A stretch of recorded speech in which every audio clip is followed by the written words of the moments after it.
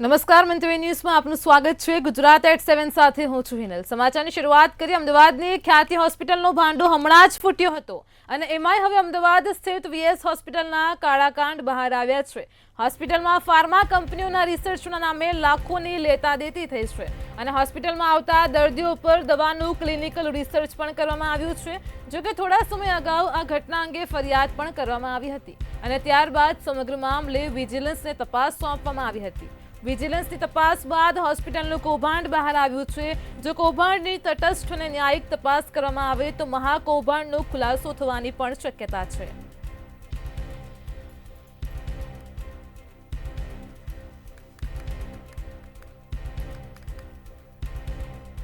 આ સમગ્ર કૌભાંડમાં 9 તબીબોને અત્યાર સુધીમાં સસ્પેન્ડ કરવામાં આવ્યા છે, જેમાં ડોક્ટર દેવાંગ રાણાને સસ્પેન્ડ કરવામાં આવ્યા છે।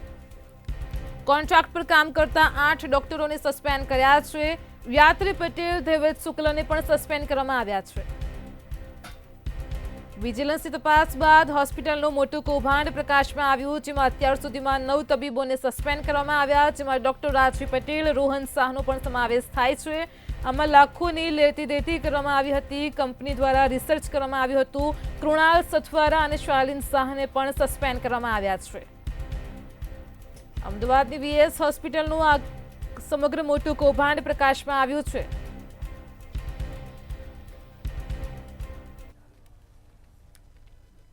ગાંધીનગર જીપીએસસી વર્ગ 1 અને 2 ની પરીક્ષા 21 જિલ્લાઓમાં 405 કેન્દ્રોમાં લેવાશે। ઉમેદવાર તેમનો સામાન સુરક્ષિત રાખે તેવી વ્યવસ્થા પણ કરવામાં આવી છે। 12 વાગે બધાને પ્રશ્નપત્ર આપવામાં આવશે।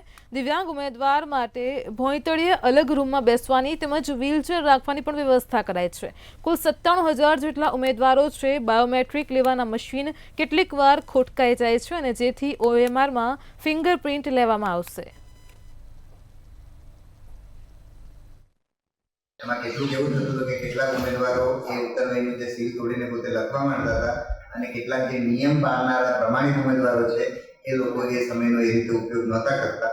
એટલે એ દૂર થાય એ માટે 12 વાગે જ બધાને પ્રશ્નપત્ર આપવામાં આવશે અને જ્યારે પરીક્ષા પૂરી થાય ત્યારે ઓએમઆર પણ એ જ રીતે પરત લેવામાં આવશે, જે રીતે પ્રશ્નપત્ર આપવામાં આવ્યું હતું એ જ રીતે। પરીક્ષા શરૂ થતા પૂર્વે એટલે કે ઓએમઆરનું જે પેકેટ ખોલવામાં આવે એ સીલબંધ પેકેટ ઉમેદવારોને બતાવી અને એમાંથી એ સીલબંધ છે એ માટેના ઉમેદવારની અરવલ્લી જિલ્લાના મુખ્ય મથક મોડાસા ખાતે આવતીકાલે નવા આધુનિક બસ સ્ટેશનનું લોકાર્પણ થવા જઈ રહ્યું છે। મુખ્યમંત્રી ભૂપેન્દ્ર પટેલના હસ્તે લોકાર્પણ કરવામાં આવશે। આ નવું બસ સ્ટેશન મોડાસાના નાગરિકો અને આજુબાજુના વિસ્તારના લોકો માટે અદ્યતન સુવિધાઓથી સજ્જ છે। આ બસ સ્ટેશનથી જિલ્લાની કનેક્ટિવિટીમાં પણ સુધારો થશે। પ્રવાસીઓને વધુ સુવિધાજનક અને આરામદાયક સેવાઓ મળશે।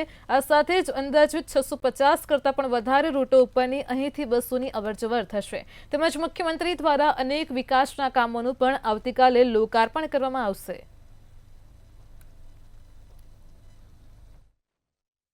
કાલે 20 એપ્રિલ રવિવારના રોજ માનનીય મુખ્યમંત્રી શ્રી ભૂપેન્દ્રભાઈ પટેલ સાહેબ અરવલ્લીની ધરા પર આવી રહ્યા છે। એમાં સાહેબ એન્જિનિયરિંગ કોલેજ ગ્રાઉન્ડ ખાતે જે જાહેર સભાના કાર્યક્રમ છે એમાં લગભગ 282 કરોડના લોકાર્પણ અને ખાતમુહૂર્તના કાર્યક્રમો કરવાના છે। એના સિવાય સાહેબ એના પછી જેની મોડાસાની જનતા ખૂબ આતુરતાથી રાહ જોઈ રહી છે એ બસ પોર્ટનું પણ ઉદ્ઘાટન સાહેબ સ્થળ ઉપર જઈને કરવાના છે।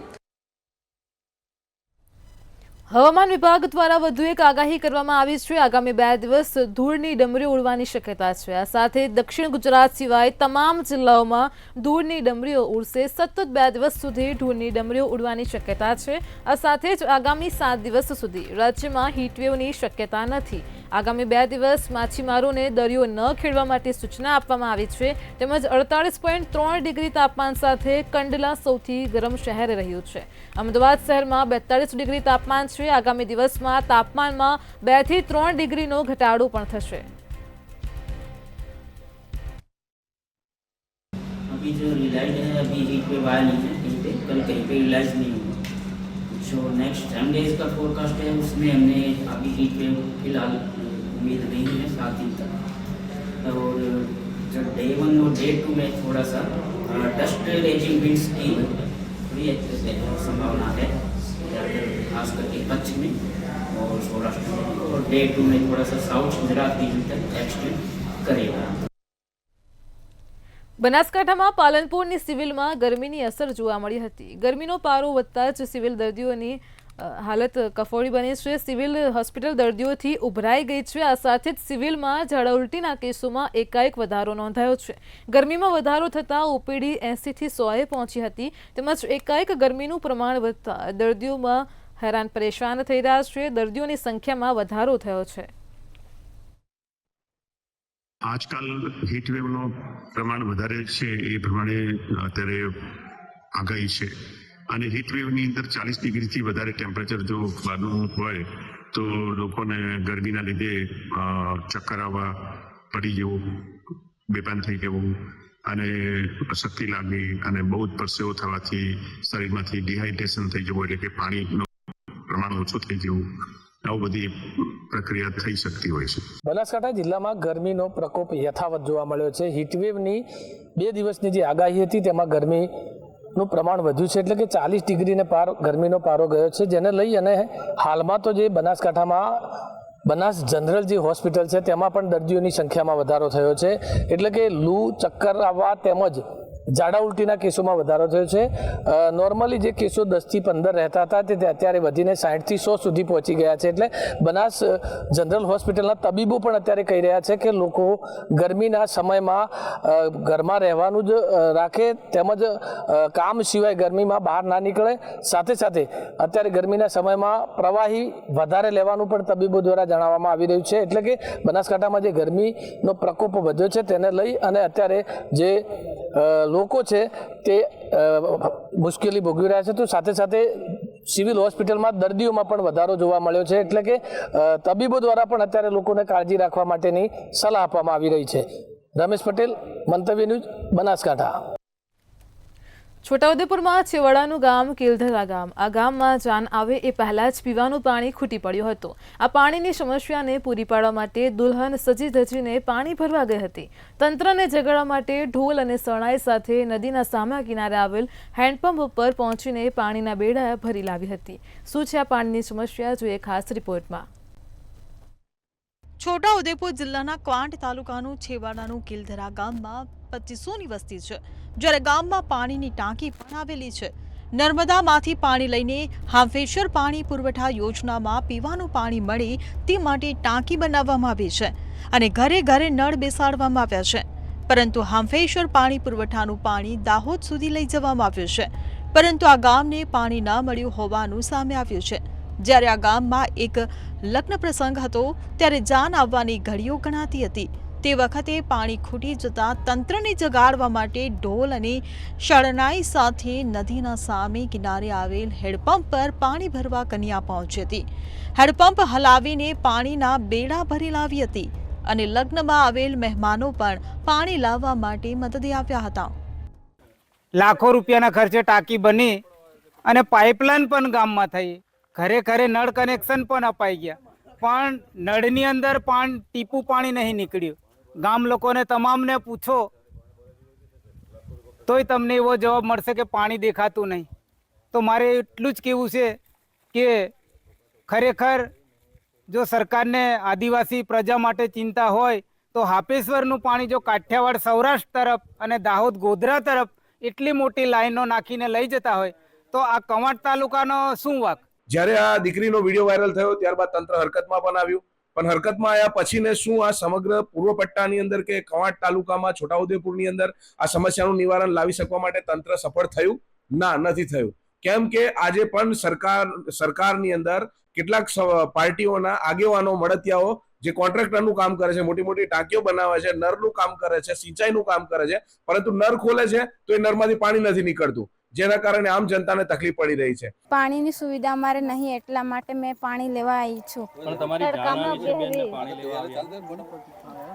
અમારા ગામમાં પાણીની સુવિધા નહીં, એટલા માટે એને બોર, ટેન્કર ને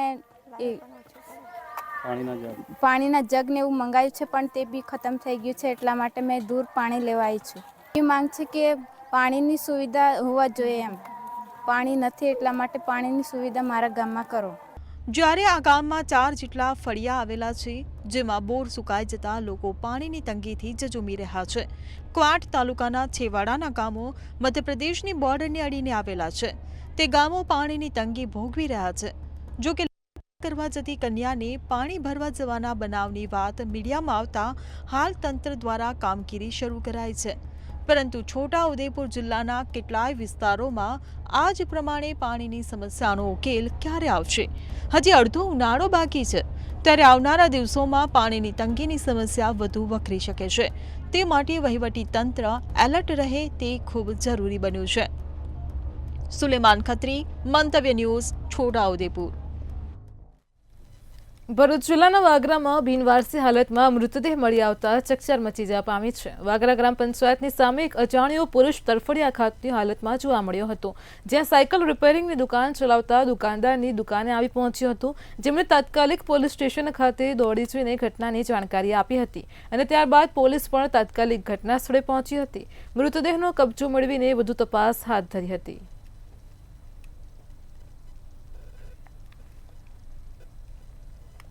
બનાસકાંઠામાં ધાનેરાની ચામુંડા સોસાયટીમાં મોબાઈલ ટાવર રહીશો માટે માથાનો દુખાવો બન્યો છે. ટાવર પર બેઠેલા કબૂતરના મોત અને કબૂતરની વીટથી દુર્ગંધથી ત્રાહિમામ પોકારી ઉઠ્યા છે. તો સ્થાનિકોએ આક્ષેપ કરતા જણાવ્યું છે કે ટાવરનો એગ્રીમેન્ટ પતી ગયો છે. તત્કાલ ટાવરનો એગ્રીમેન્ટ રદ કરી સોસાયટીના રહીશોને ભયમુક્ત બનાવે તેવી તંત્ર પાસે માંગ કરી છે. અમારી સોસાયટીની અંદર બિનકાયદેસર એ સોસાયટી બીજાની અંદર અનલીગલ રીતે આ ટાવર ઊભો કરેલ છે. એના પછી અમે નગરપાલિકામાં, પછી પ્રાંતમાં, પછી મામલતદારની અંદર અમે અરજી લેખિતમાં પણ આપેલી છે. એનો મને 2 વર્ષથી કોઈ જવાબ મળેલો નથી. રાતના 12-1 વાગે, 2 વાગે, 3 વાગે અમે કંઈક ધંધાથી બહાર જઈએ, એના અમારો પરિવાર અને અજાણ્યા વ્યક્તિની અંદર અમારે સોસાયટીમાં આવે, અનલીગલ ધંધા કરે. બરાબર, કોઈક દિવસ તો દારૂની બોટલો બી મળે અંદર હાલની તારીખમાં. અમારી સોસાયટી આ ચામુંડા સોસાયટીમાં ટાવર પહેલી વાત તો કે અનલીગલી ઊભો કરેલો છે અને એનો કરાર પૂરો થયેલો હોય, પણ છતાં રાત્રે ને દિવસે રાત્રે 12 વાગે આવે અને અંદર અવાજ કરે અને નીચે એટલી ગંદકી છે કે કોઈ હિસાબ નથી. તો આરોગ્યવાળા ને ધ્યાનમાં લે અને આ ટાવરને મુદત પૂરી થયેલી વારંવાર રજૂઆત કરી પણ કોઈ સાંભળતા નથી.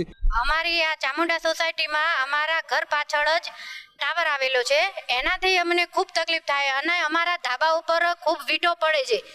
કેટલી વાર કીધું પણ કોઈ આવતું નથી અને એમનો કરાર પૂરો થઈ ગયો છતાં હજી કોઈ એનું કોઈ કર્યું નથી. બીજી વખતે કરાર કરી નાખ્યો છે, તો અમને બધાને ખૂબ તકલીફ પડે. તો આ ટાવર હટાવવા અમે માંગ કરીએ છીએ. મહેસાણામાં રાધનપુર 4 રસ્તા નજીક ડેરી રોડ ઉપર જાહેરમાં જ અંગત અદાવતમાં 2 દિવસ અગાઉ યુવાનને મોતને ઘાટ ઉતાર્યો હતો. જાહેરમાં યુવાનની હત્યા કરી ફરાર થયેલા હત્યારાને ઝડપી પાડવા પોલીસની અલગ અલગ ટીમો પણ દોડતી થઈ હતી, જેમાં પોલીસે ટેકનિકલ સર્વેલન્સની સાથે બાતમીદારોની મદદથી 4 હત્યારાઓને ઝડપી પાડવા હાથ ધરેલા પ્રયાસોમાં મોટી સફળતા મેળવી છે.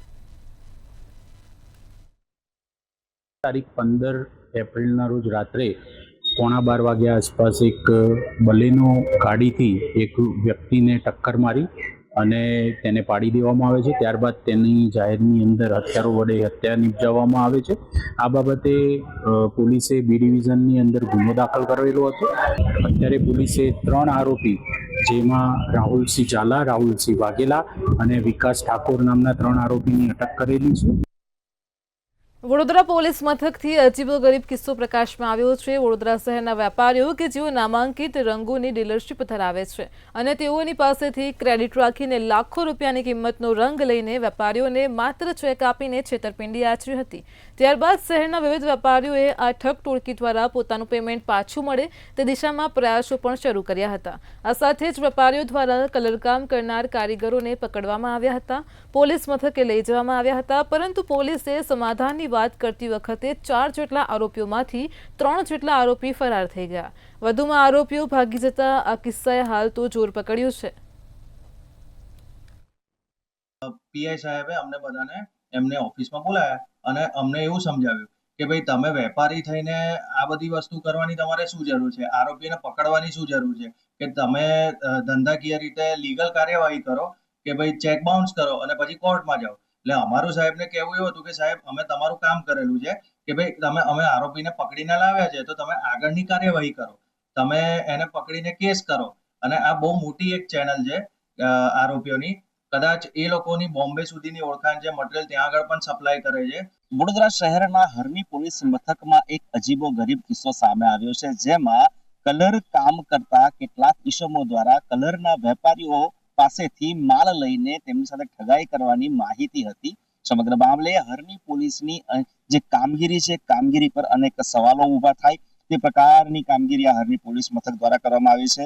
ત્યારે ઘટનાની જો વાત કરીએ તો હરણી વિસ્તારની અંદર આવેલ આ જે હરણી પોલીસ મથક છે ત્યાં આગળ થોડા દિવસ પહેલા 16 એપ્રિલના રોજ આજ પોલીસના એલઆરડી મનદીપસિંહને માહિતી મળી હતી કે કેટલાક ઈસમો ત્યાં ઝઘડો કરી રહ્યા છે. ત્યારે હરણી તળાવ ખાતે ઝઘડો કરનાર ઈસમોને લઈને પોલીસ આ પોલીસ મથકે આવી હતી. પોલીસ મથક આવ્યા બાદ મોટો કૌભાંડ સાથે આવ્યું હતું કે જેમાં જે લોકો ઝઘડો કરી રહ્યા હતા તે પૈકીના કેટલાક વેપારીઓ હતા તો કેટલાક કલર કામ કરનાર કારીગરો હતા. ઝઘડાનો વિવાદ એ હતો કે જે કારીગરો હતા એ કારીગરો દ્વારા વેપારી પાસેથી માલ લઈને તેમની સાથે નાણાકીય છેતરપિંડી આચરવામાં આવી હતી. આ બાબતને લઈને પોલીસ દ્વારા કાર્યવાહી કરવાને બદલે સમાધાન કરવાની ફોર્મ્યુલા એપ્લાય કરવામાં આવી હતી. જે દરમિયાન 3 જેટલા આરોપીઓ જ્યારે પોલીસ સમાધાનમાં હતી ત્યારે ભાગી ગયા હતા અને જે વેપારીઓ છે એ વેપારીઓની ફરિયાદ લેવાની પણ ના પાડી હતી. ત્યારે પ્રશ્ન એ થાય છે કે પોલીસ દ્વારા જે રીતે ઠગાઈનો આ બનાવ બન્યો છે, બનાવ કયા સ્થળનો છે, તેની અટકાયત પોલીસ મથકે કેમ ના કરવામાં આવી, પોલીસ કસ્ટડીમાંથી આરોપી કેવી રીતે નાસી છૂટ્યા છે એ પણ એક સવાલ ઉભો થાય છે. તો સાથે સાથે જે 3 આરોપી ભાગી ગયા હતા એને એમની સામે પોલીસે કેમ ગુનો નથી નોંધ્યો અને વેપારીઓ દ્વારા જે આ સમગ્ર મામલે કલર કામના જે કારીગરો છે તેને છટકું કરીને અહીંયા લાવવામાં આવ્યા હતા, બોલાવવામાં આવ્યા હતા. ત્યારે ક્યાંક ને ક્યાંક પોલીસ દ્વારા વેપારીઓને પણ એવું કહેવામાં આવ્યું હતું કે તમે સમાધાન કરો અથવા તો તમારી સામે અમે અપહરણનો ગુનો દાખલ કરીશું. આમ પોલીસ દ્વારા બેવડી નીતિ અપનાવીને ગુનો રજીસ્ટર નહીં કરીને જે શંકાસ્પદ ભૂમિકાની કામગીરી કરવામાં આવી છે તેને લઈને વેપારીઓમાં એક રોષ પણ જોવા મળી રહ્યો છે. હાલ વેપારીઓ દ્વારા જે અલગ અલગ વિસ્તારમાં રહે છે એ અલગ અલગ વિસ્તારના વેપારીઓ તેમને હદ વિસ્તારના પોલીસ મથકની અંદર આ ઠગાઈ કરનાર લોકો સામે ફરિયાદ નોંધાવવાના છે તેવું સૂત્રોમાંથી માહિતી મળે છે. ત્યારે હરણી પોલીસ મથકની આ કામગીરી સામે અનેક સવાલો ઉભા થાય છે. જોવાનું રહ્યું હવે પોલીસ આ દિશામાં કેવી અને કેટલી તટસ્થ તપાસ કરે છે. કેમેરા પર્સન કેતન સિંધે સાથે તુષાર પટેલ, મંતવ્ય ન્યૂઝ, વડોદરા.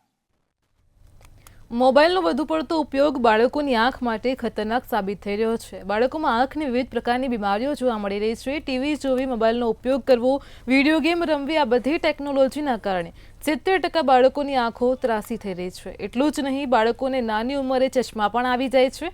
આંખનું ઇન્ફેક્શન પણ વધી રહ્યું છે. અમદાવાદની સોલા સિવિલ હોસ્પિટલમાં આંખના વિભાગમાં દરરોજના 4 થી 5 એવા કેસ પણ આવી રહ્યા છે. મોબાઈલનો યુઝ કરે છે 2 કલાક અને ટીવીનો યુઝ કરે છે એટલે એને 2 કલાક જ 2 લાઇનમાં જ દેખાય, 4 લાઇનમાં ચશ્માથી આવી જશે. મેડમે કીધું હું હાલ સોલા સિવિલમાં એને લઈને આવ્યો છું. ડૉક્ટરે કીધું ધીરે ધીરે સારું થઈ જશે. અને હું તો એ જ કહેવા માગું છું બીજા બાળકોને કે ટીવીનો અને મોબાઈલનો યુઝ ઓછો કરો, એ તમારા માટે સારું છે. ને કે પછી ધીમે ધીમે આંખો તમારી ખરાબ થઈ જશે. આજના સમયગાળામાં આપણને ખ્યાલ છે કે મોબાઈલ અને સ્ક્રીનનો યુઝ બહુ વધતો જાય છે, તો જેના લીધે મોટાભાગના બાળકો છે સ્ક્રીનને નજીકથી જોવાનો પ્રયાસ કરે છે, જેના લીધે બાળકોમાં ચશ્માનું પ્રમાણ વધ્યું છે. એવા અમારા કારણો છે. ચશ્માનું પ્રમાણ વધવાને કારણે બાળકોને ભવિષ્યમાં પણ બીજી બધી રોગો થઈ શકે છે, જેવી કે ત્રાસી આંખ છે અથવા તો આંખ નબળી પડવી, જેને અમારી ભાષામાં એમ્બ્લાયોપા કહેવાય છે, અથવા તો ભવિષ્યમાં એના લીધે રેટિના પર તકલીફ થવી, આવી ઘણી બધી બીમારીઓ જોવા મળતી હોય છે. ડેલી ઓપીડીમાં અમે મિનિમમ લગભગ 8 થી 10 જેવા બાળકો જોતા હોઈએ છીએ કે જેમાં ચશ્માનું પ્રમાણ વધવામાં તારણમાં આવ્યું છે. પશ્ચિમ બંગાળમાં હિન્દુઓ પર થઈ રહેલી હિંસાને લઈને વડોદરામાં વીએચપી દ્વારા જિલ્લા કલેક્ટરને આવેદનપત્ર આપવામાં આવ્યું. કલેક્ટરને આવેદનપત્ર આપીને રજૂઆત કરવામાં આવી હતી. વિશ્વ હિન્દુ પરિષદના અગ્રણી વિષ્ણુ પ્રજાપતિએ જણાવ્યું હતું કે આજે મળેલી સંકલનની બેઠકમાં એક પણ ધારાસભ્ય અમારી મદદ કરી શક્યા ન હતા. અમને લાંબા સમય સુધી રાહ જોડાવી હતી, જેથી તેઓએ જેમ અમને રાહ જોડાવી છે તેવી જ રાહ અમે પણ આવનારા દિવસોમાં તેમને જોડાવીશું. પશ્ચિમ બંગાળમાં હિન્દુઓ પર થઈ રહેલો અત્યાચાર એના વિરોધમાં આ રેલી કાઢવામાં આવેદનપત્ર કલેક્ટરશ્રીને આપવા માટે આવ્યા છીએ. વિશ્વ હિન્દુ પરિષદ આજે સમગ્ર દેશમાં આવેદનપત્રના કાર્યક્રમો આપી રહી છે. તેના અનુસંધાનમાં જ આજે વડોદરામાં કાર્યક્રમ છે. હિન્દુઓ પર અત્યાચાર નહીં રૂકે તો વિશ્વ હિન્દુ પરિષદ સખત આંદોલન પણ કરશે અને જરૂર પડે ત્યાં હિન્દુઓના ધૈર્યની પરીક્ષા લેવામાં આવશે તો જરૂર પડે ત્યાં હિન્દુ જડબાતોડ જવાબ પણ આપશે. વડોદરા શહેરમાં દિન પ્રતિદિન નવા ગામોના જોડાણની સાથે શહેરનો વિસ્તાર પણ વધી રહ્યો છે. જે પ્રકારે ગામોનું જોડાણ થઈ રહ્યું છે, શહેરનો વિસ્તાર વધી રહ્યો છે, ત્યારે વડોદરાના પોલીસ સ્ટેશનમાં પણ હદ વધ્યા બાદ નવા પોલીસ મથકો બનાવવામાં આવ્યા હતા અને જે પૈકી કપુરાઈ પોલીસ સ્ટેશન અને કુંભારવાડા પોલીસ સ્ટેશન સહિત 3 પોલીસ મથકો હાલ છેલ્લા ઘણા સમયથી ફેબ્રિકેટેડ કન્ટેનરમાં કાર્યરત છે. તો બીજી તરફ અટલાદરા, કપુરાઈ અને કુંભારવાડા પોલીસ મથકમાં તો કસ્ટડી પણ નથી. જો કોઈ આરોપી પકડાય તો તેને અન્ય પોલીસ મથકમાં કસ્ટડીમાં મૂકવો પડે છે. શું છે સમગ્ર મામલો, જોઈએ ખાસ રિપોર્ટમાં. વડોદરા શહેરમાં દિન પ્રતિદિન નવા ગામોના જોડાણ બાદ શહેરનો વિસ્તાર વધી રહ્યો છે. ત્યારે વડોદરાના પોલીસ સ્ટેશનમાં પણ હદ વધ્યા બાદ નવા પોલીસ મથકો બનાવવામાં આવ્યા હતા.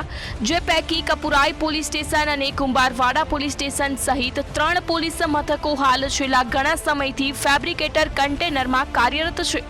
આ ઉપરાંત વિવિધ પોલીસ ચોકીઓ પણ ફેબ્રિકેટરમાં કાર્યરત જોવા મળી રહી છે. તો બીજી તરફ અટલાદરા, કપુરાઈ અને કુંભારવાડા પોલીસ મથકમાં તો કસ્ટડી પણ નથી. જો કોઈ આરોપી પકડાય તો તેને અન્ય પોલીસ મથકમાં કસ્ટડીમાં મૂકવો પડે છે.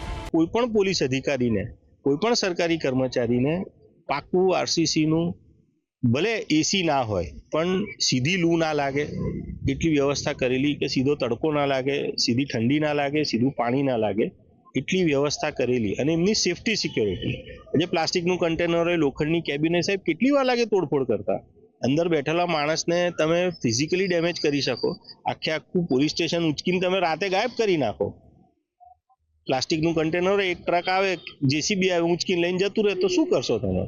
અને આવું નથી થતું એનો મતલબ કે આવું નહીં થાય એવું નથી હોતું. સમાજ અપરાધ નવા નીત નવા થતા જ હોય છે. સમાજ ઉન્નત થતો જ હોય છે, સારી ને ખરાબ બેવ રીતે.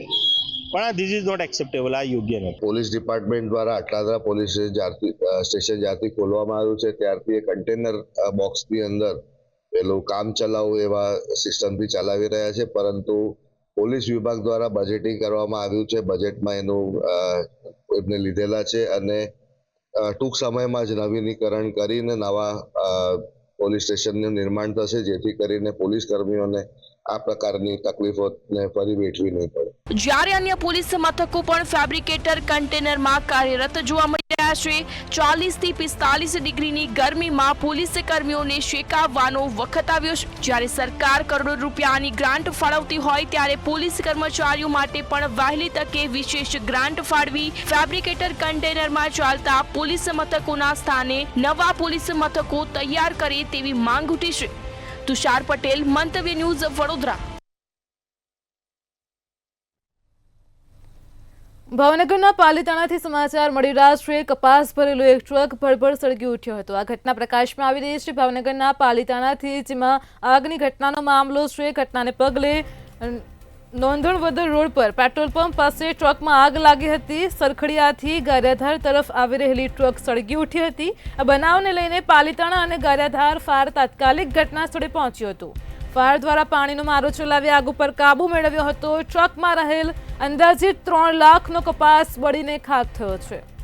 તો ભાવનગરના પાલીતાણાથી આ દ્રશ્ય પ્રકાશમાં આવ્યા છે. કપાસ ભરેલું ટ્રક ભડભડ સળગી ઉઠ્યું હતું. ઘટનાને પગલે લોકોના ટોળેટોળા જોવા મળ્યા. ફાયર વિભાગની ટીમ તાત્કાલિક પહોંચી, પરંતુ આ ઘટનામાં 3 લાખનો કપાસ બળીને ખાખ થયો.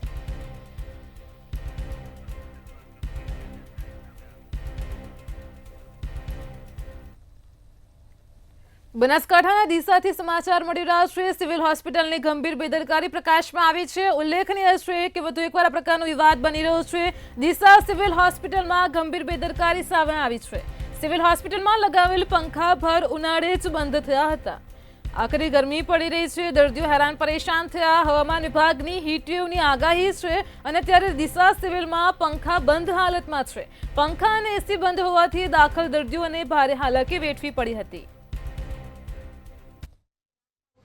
લઈને આમાં પડદા છોડીને કેવી રીતે લાવવાનું, અમે લેવા જાણ તો ભૂલ ભેગી પડી છે, કેવી રીતે લઈને આપવાનું, એટલે વખો ગબ્બર પડ્યો હોય, ગબ્બર તકલીફ છે. શું તકલીફ છે એમની સેવા છોડે સાહેબ. અહીંયા સુવિધામાં શું તકલીફ? આવવાની બધો આ પંખાની કે બીજી કોઈ સગવડ તો ના હોય એનાથી વધારે છે. તમારું રાજુભાઈ. રાજુભાઈ, તમે કેટલા દિવસથી અહીંયા પણ દાખલ? 10 દિવસથી મારા સસરા છે. શું સુવિધા શું અહીંયા? સુવિધા તો બધી સુવિધા છે, પણ આ એસી બંધ છે એના માટે ખૂબ દર્દીને તકલીફ પડે છે.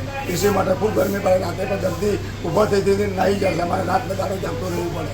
કેટલા દિવસથી દાખલ? 10 દિવસથી. એના પહેલાંની અગાઉ બંધ તો એસી એના પહેલાં નહીં. બનાસકાંઠાથી મહત્વના સમાચાર મળી રહ્યા છે. બનાસકાંઠામાં સરકારી બાબુઓની લાપરવાહી સામે આવી છે. આજે સમગ્ર મામલો પ્રકાશમાં આવી રહ્યો છે. દાંતાનો મામલો છે. રેફરલ હોસ્પિટલમાં સરેઆમ વીજળીનો દુરુપયોગ થઈ રહ્યો છે. જવાબદાર ડોક્ટરની ઓફિસમાં જ પંખા અને લાઇટો ચાલુ હાલતમાં જોવા મળ્યા હતા. એક પણ કર્મચારી ન હોવા છતાં પણ પંખા ફરી રહ્યા હતા. એક તરફ સરકારનો વીજ પુરવઠો બચાવવાની વાતો થઈ રહી છે, તો બીજી તરફ સરકારી બાબુઓ દ્વારા વીજળીનો બેફામ વ્યય થઈ રહ્યો છે. હોસ્પિટલના રૂમમાં પણ પંખા વગર દર્દીઓ જોવા મળ્યા હતા.